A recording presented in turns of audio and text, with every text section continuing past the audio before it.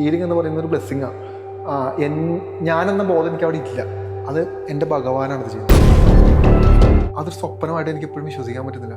അവിടെ നിന്നാണ് ഞാൻ ഇന്നിരിക്കുന്ന റോജിൻ ബാബാജിയായിട്ട് മാറി. ഞാൻ പറയാലോ, അത് ഇതിൽ വന്നാൽ മാത്രമേ മനസ്സിലാവുള്ളൂ.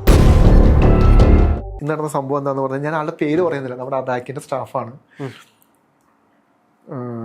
അബാക്കിൻ്റെ സ്റ്റാഫ് നമ്മുടെ ഇവിടെ ചാനലുള്ള ഒരാളാണ്, ഒരു പെൺകുട്ടിയാണ്. ഒരു 3 ആഴ്ച മുമ്പ് ഒരു ഹീലർ വന്നപ്പോൾ അവളോട് പറഞ്ഞു, നിന്നെ ഹീൽ ചെയ്യാൻ പറ്റില്ല, ബുദ്ധിമുട്ടാണ്, കാർമിക് സർക്കിൾ ഉണ്ട്, ഭയങ്കര ബുദ്ധിമുട്ടാണെന്ന് പറഞ്ഞു. അവൾക്കാണെങ്കിൽ തൈറോയിഡിൻ്റെ ഭയങ്കര ഇഷ്യൂ ആയിരുന്നു. ഞാൻ അറിയാലോ, അറിയാലോ, ചാനലിൽ പേര് പറയേണ്ടല്ലോ നിർത്താനാണ്. നമ്മുടെ തന്നെ സ്റ്റാഫല്ലേ. ഇപ്പം എനിക്ക് ഇവിടെ ഭയങ്കര സങ്കടം. ഇവളിങ്ങനെ ഇരിക്കണുണ്ടപ്പോൾ അപ്പോൾ ഞാൻ ചോദിച്ചു, എന്താടിയെന്ന് ചോദിച്ചു. ചേട്ടാ, എനിക്കിത് ഇങ്ങനെ ഒരു ഇതാണ്, തൈറോയിഡ് ഭയങ്കര കൂടുതലാണ്, മാനേജ് ചെയ്യാൻ പറ്റുന്നില്ല. ശരി, ഞാൻ എൻ്റെ ഒരു പ്രശ്നം, എന്നെ തേടി വന്നാൽ മാത്രമേ ഞാൻ ഹെൽപ്പ് ചെയ്യുള്ളൂ, അല്ലാതെ പെട്ടെന്ന് വന്ന് ഞാൻ ചെയ്യില്ല. കാരണം അത് എനർജി ബേസിൽ നമ്മൾ ഭയങ്കരമായിട്ട് വീക്കായി പോകും. ഞാൻ പറഞ്ഞു, ഞാൻ സഹായിക്കാം, ഞാൻ ഹെൽപ്പ് ചെയ്യാം. ഞാൻ പറഞ്ഞു, എൻ്റെ പ്രോസസ്സുകളെല്ലാം കണ്ടിന്യൂ ചെയ്യും. ശരി, ഇപ്പോൾ എനിക്ക് തോന്നുന്നു 2-3 ആഴ്ച കഴിഞ്ഞു. ഇന്ന് മെഡിക്കൽ റിപ്പോർട്ടായിട്ട് ഓടി വന്നു എൻ്റെ അടുത്ത്. ചേട്ടാ, എനിക്കൊരു കാര്യം പറയാനുണ്ട് കേട്ടോ എന്ന് പറഞ്ഞു. ഞാൻ എന്താ? ഞാൻ പിന്നെ പറയാട്ടോ എന്ന് പറഞ്ഞു. ഞാൻ ശരി പിന്നെ പറയാട്ടോ. എൻ്റെ ഇപ്പം എടുത്തെന്ന് പറഞ്ഞു, ചേട്ടാ ഈ റിസൾട്ട് വായിച്ചു നോക്കാൻ പറഞ്ഞു. എൻ്റെ അടുത്ത് ഞാൻ വായിച്ചു നോക്കി. എന്താണെന്ന് ചോദിച്ചു. എനിക്ക് കുരുകുരാന്ന് എനിക്ക് മനസ്സിലായില്ല തന്നാണ്.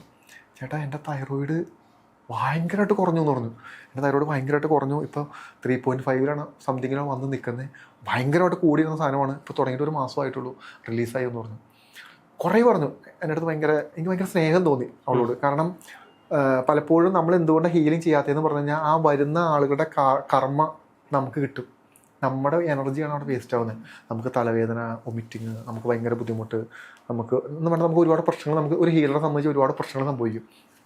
അതുകൊണ്ട് തന്നെ നമുക്ക് വരുന്ന എല്ലാവരും നമുക്ക് എടുക്കാൻ പറ്റില്ല.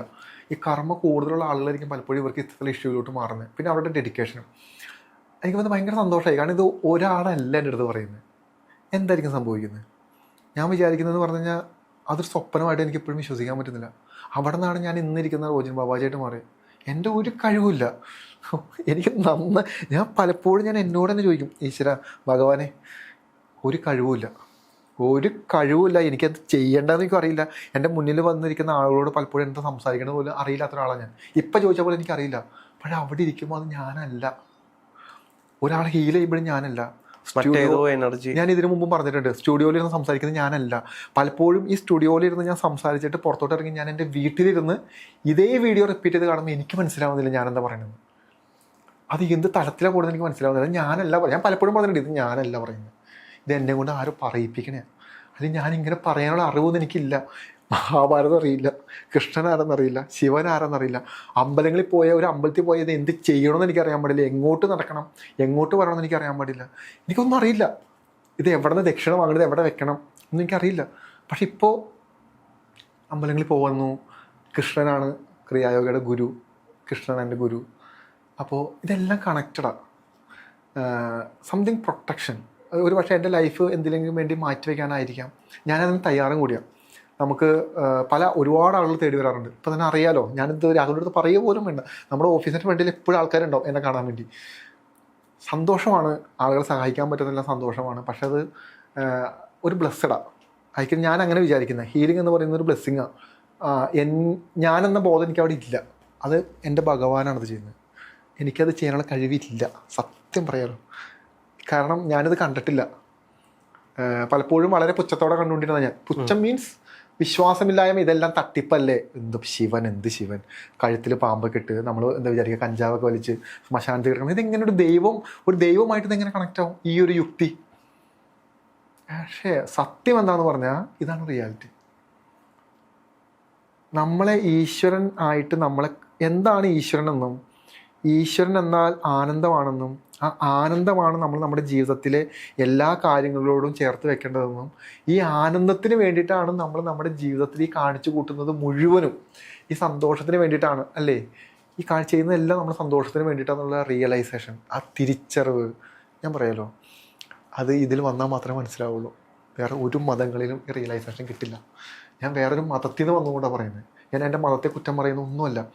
റിയലൈസേഷൻ, ഈശ്വരൻ എന്താണെന്നും ഈശ്വരനോട് നമുക്ക് ഡയറക്റ്റ് കമ്മ്യൂണിക്കേഷൻ നടത്താനും ആ ഈശ്വരൻ്റെ പ്രൊട്ടക്ഷനും ഇതെല്ലാം നമ്മൾ അറിയണമെങ്കിൽ ഹിന്ദു മതത്തെ കൃത്യമായി നമ്മൾ മനസ്സിലാക്കണം. വേറെ അല്ലാതെ ഒരു മതത്തിൽ നമുക്ക് മനസ്സിലാക്കാൻ പറ്റില്ല. ബാക്കിയുള്ള എല്ലാ മതങ്ങളിലും ഇവിടെ നിർത്തിയേക്കാം, പ്രാർത്ഥനയിൽ ഒതുക്കി. അടുത്ത ഗ്രേഡിലോട്ട് നമുക്ക് പോകാൻ പറ്റില്ല. അടുത്ത ഗ്രേഡ് എന്ന് പറഞ്ഞില്ല. നമുക്ക് അടുത്ത ഗ്രേഡ് എന്ന് പറഞ്ഞാൽ പുരോഹിതറാണ്. ഈ പുരോഹിതരുടെ പ്രശ്നം എന്താണെന്ന് പറഞ്ഞു കഴിഞ്ഞാൽ അവരുടെ മുകളിലോട്ട് നമുക്ക് പോകാൻ ഭയങ്കര ബുദ്ധിമുട്ടാണ്.